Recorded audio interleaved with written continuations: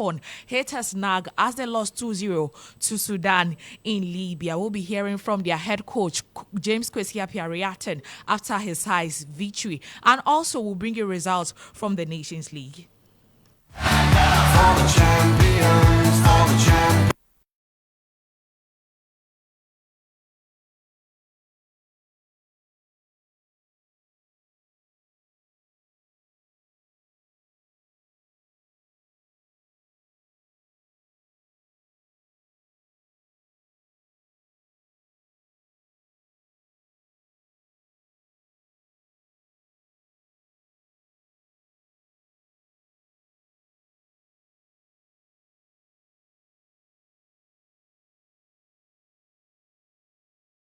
2-0 to Sudan away from home. Ghana have failed to win any of their last 4 games in the AFCON qualifiers. The defeat means Ghana will need other results going their way and hope they can win all their games in November international break when they play Niger and Angola. Let's hear from head coach of Sudan, Kwesi Appiah-Reaton, after his team's victory. Inshallah, every game is serious, but inshallah, the next game you try to get at least a win to qualify automatically. What do you say for big fans, Sven? The fans? Yeah, always when we come here, Libya is Sudanese home. You know, when we come here, we have a lot of Sudanese in Libya, and they all come to support us, which is very good. And that is why we are choosing here as our home. It's unfortunate because Ghana has a good team, and it's unfortunate that one of us, either Ghana or us, has to go out. And unfortunately for Ghana, Sudan has beaten them, so automatically Sudan will have to go. Now, on the international front, former Chelsea boss Thomas Tuchel has agreed to become the next England manager. Multiple reports suggest that Thomas Tuchel will become the 3rd non-British permanent manager of the England men's team. England have been without a permanent manager since Gareth Southgate resigned following the Three Lions' Euro 2024 final defeat against Spain. Lee Castley, who the Football Association put in charge on an interim basis, will remain in place for England's final 2 Nations League matches against Greece and the Republic of Ireland in November, with Tuchel set to formally take over after that. Now, Scotland delivered a resolute defensive display to hold Portugal to a goalless draw and secure the first point of their first Nations League campaign. Cristiano Ronaldo was frustrated in his attempt to register a 134th goal in Portugal colours on his 200 international start.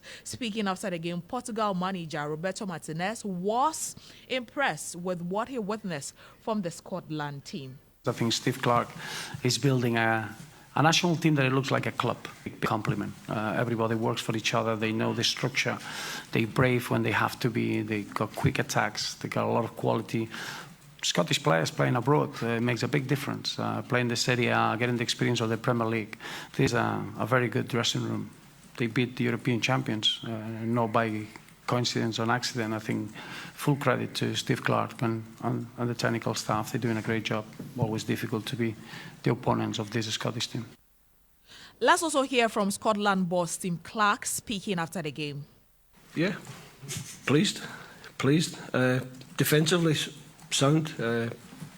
Shape of the team good. Denied a lot of space behind, which Portugal played a lot in front of us.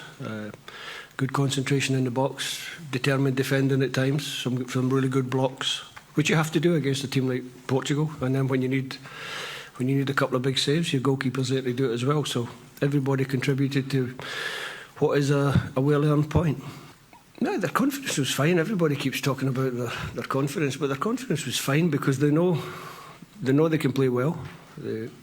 Maybe with the ball tonight, we didn't play quite as well as we normally do. I think a lot of the missed passes were probably down a little bit to fatigue because I asked a lot of the same boys to do a double header in the games.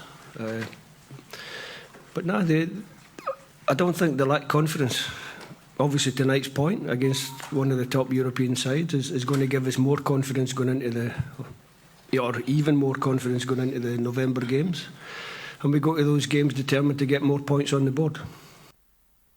In other results, Poland played a 3-3 draw with Croatia. Switzerland also played a 2-2 draw with Denmark. Northern Ireland thrashed Bulgaria by 5-0. Spain recorded a 3-0 win over Serbia. To other stories, Sir Alex Ferguson will leave his role as Manchester United ambassador at the end of the season. Alex Ferguson has been paid a multi-million pound sum by United since his retirement as manager in 2013. During that period, the 82-year-old has acted as a global ambassador and club director. He has been a regular at games and retains a seat in the directors' board.